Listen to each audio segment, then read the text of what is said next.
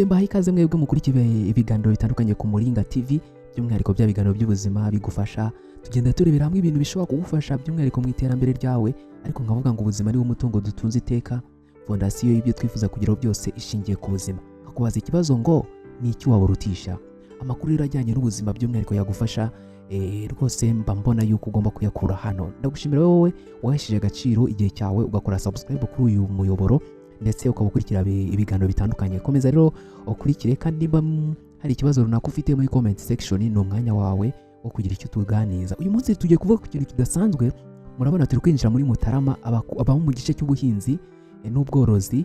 Hari imbuto y'ubwoko igiye kwera yitwa ibigori, ndetse ahantu hambere niba uri kujya ku masoko uri kugenda ubona ko iyo mbuto y'ibigori yatangiye kwera mu masoko atandukanye, by'umwihariko abantu bahinga mbere yatangiye kugaragara. Gusa nabonye ku isoko byo ntago hajya habura imbuto runaka amasaha yose, sinzi ahantu ibigori bikomoka cyangwa se n'ibindi runaka.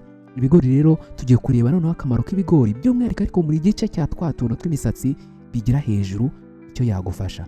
Rero tugiye gusobanukirwa akamaro ko gukoresha imisatsi y'ibigori by'umwihariko ku buzima. Hari indwara nyinshi buriya utaruzi, buriya imisatsi y'ibigori ishobora kugufasha. Ubucukumbuzi rero bwakozwe bwagaragaje ko ibigori bifite umumaro ukomeye cyane by'umwihariko ariko buri kiriya gice kijyanye n'imisatsi yayo.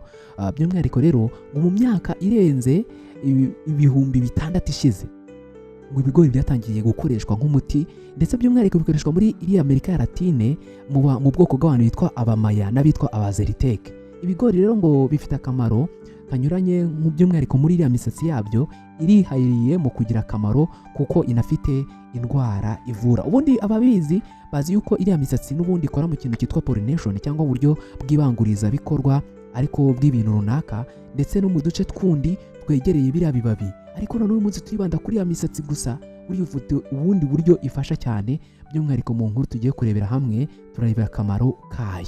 Reka turebere hamwe mu gice cya mbere akamaro ku buzima. Uko rero aba bashakashatsi babivuze, iyi misatsi ifite vitamini yitwa C na vitamini yitwa K. Iyi vitamini rero ya C ifite imyunyungugu nk'iyitwa potassium ndetse n'izindi ntungabuzima zinyuranye zishobora kuba zafasha umuntu gukira indwara ndetse no gufasha umuntu ufite indwara zikurikira. By'umwihariko indwara ya mbere ni diyabete. Inyigo zakozwe rero zerekana ko imisatsi ifite ubushobozi bwo kuzamura igipimo cya insuline, bityo bigafasha mu kuringaniza igipimo cy'isukari mu maraso. Ku bw'ibyo rero bifasha mu kuba byafasha indwara ya diyabete. Niba rero ufite indwara ya diyabete, mbere y'uko ndaza kubwira ukuntu iyi misatsi itegurwa, ibi bintu byitwa imisatsi y'ibigori uretse kujya yijugunya ubanze inyumve kugira ngo tuze kumva. Icyo ni icya mbere. Nanone ifasha mu kintu cyitwa kubyimbirwa.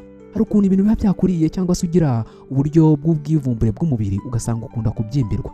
Iyi misatsi rero izwiho kubasha guhangana no kubyimbirwa mu buryo bunyuranye, cyane cyane mu ngingo, bituma iyi misatsi iba ingenzi. Imisatsi kandi izwiho kuba guhangana no kubyimbirwa mu buryo bunyuranye, cyane cyane mu ngingo, bituma iyi misatsi iba ingenzi cyane ku barwaye indwara ya gute n'izindi ndwara zinyuranye. Iyi misatsi rero ni ingenzi cyane, ariko ugomba kuyikoresha mu buryo ndaza kubwira nyuma. Ukomeza kurikira ikiganiro uraza kubigeraho. Tugeze ku ndwara ya gatatu, ni impyiko.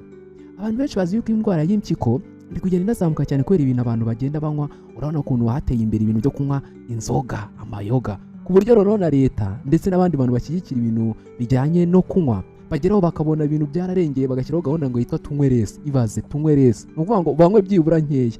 Bazi yuko byagoranye kugira byibura babwira abantu bakuzinywa, ariko byibura ko bati munywe nkeya. Ugomba kwitonda rero kuba afite impyiko zinaniwe cyane, zikabasha kuba zaratangiye kugira ubudahangarwa buke bwo kuyungura neza amaraso. Iyi misatsi irabafasha kuko ituma inshuro wihagarika ziyongera, bityo bigasohora imyanda n'uburozi bumwe na bumwe buba buri mu mubiri, bigatangira kugufasha rero gutangira kugira impyiko zikora neza. Uraza kunyumva rero ku mpera kugira ngo wumve uburyo wategura. Ikindi kintu cya kane ni igogora. Hari indwara ikunze kuza ku bantu yitwa constipation cyangwa se impatwe. Ugasanga igogora ryawe rikora nabi, nanone ibiryo bimanuka nabi, byagera no hepfo bikagorana cyane. Ugasanga umuntu rwose yabaye nka ya nkuru twajyaga twumva ngo y'umugabo witwaga ngo Ruhato, ngo wariye agasamuzuri ka muzurizuri, akamubwira ati rero ndaribwa ariko sinebwa. Iyi misatsi rero igufasha umubiri by'umwihariko, bigatuma igogora rigenda neza, bigatuma umubiri wawe rero ukomeza kugira ibintu bituma wumva umeze neza. Uraza kunkurikira mu mpera twumva uburyo wabitegura. Icya gatanu rero ni umutima. abantu bazi ko indwara y'umutima iri gufasha abantu benshi cyane, hari n'ukuntu umuntu aba ahagaze rwose, mwagiye mubibona umuntu mwahoze muri kumwe ariko yajya kumva ngo umutima uramufashe bikaba birarangiye. Umutima rero ushobora kwifashisha iyi misatsi ugatangira kuba warwanya indwara zijyanye n'imitima ndetse n'izo zijyanye n'uburyo amaraso atembera ndetse n'imikorere y'umutima ndetse n'iyungurura amaraso. Iyi misatsi rero ifasha imikorere myiza y'umutima ndetse n'imitsi y'amaraso, bityo bikaba ingenzi cyane mu gutuma itembera ry'amaraso rikorwa neza kandi mu buryo bwiza. Nakubwira rero ni icyo ugomba kwitondera by'umwihariko ni uburyo iyi misatsi ari myiza, ariko ku bafite umuvuduko w'amaraso uri hasi cyane n'uri cyangwa se uri hejuru, bagomba kuyikoresha bari menge, kandi ukirinda cyane kuyikoresha mu buryo uko utateguye cyangwa se mu buryo budateguwe neza. Reka rero turebe uko itegurwa. Ni cya kindi rero twari turiho. Ufata imisatsi y'ibigori ukayanika, noneho ugakuramo ifu, noneho ufata ibiyiko 2 by'amazi, ubwo ni igice cyangwa 1/2 cya litiro, n'ibiyiko 2 by'ifu nyine yayindi nakubwiye y'imisatsi y'ibigori, uracanira bikabira, noneho ukagabanya umuriro bikamara nk'iminota 10, ugaterura ku ziko. Nyuma y'iminota 30 uteruye ku ziko, urayungurura twa tuntu twabyo, noneho ukanywa akazuyazi k'ayo mazi. Wabyumvishe?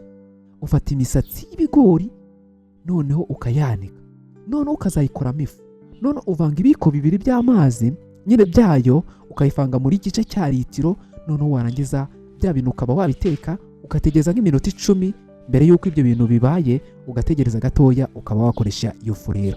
Icyo gihe iyo ubikoresheje ushobora kuyikoresha utangira kubona hari ibintu byo ku buzima byatangiye guhinduka, by'umwihariko muri za ndwara nakubwiye hejuru, guhera ku ndwara ya diyabeti, kubyimbirwa, impyiko, igogora, umutima ndetse n'ibindi byinshi wenda tutabasha kuvuga muri iki kiganiro. Ndagushimiye rero wowe wakoze subscribe kuri uyu murongo. Muri comment section uzajya utubwira niba wabikoresheje bikarya. Nabonye hari inkuru nakoze, abantu barambwira ngo bayikoze ngo ibintu bigenda neza, by'umwihariko abantu barafite bya bintu byitwa imyate.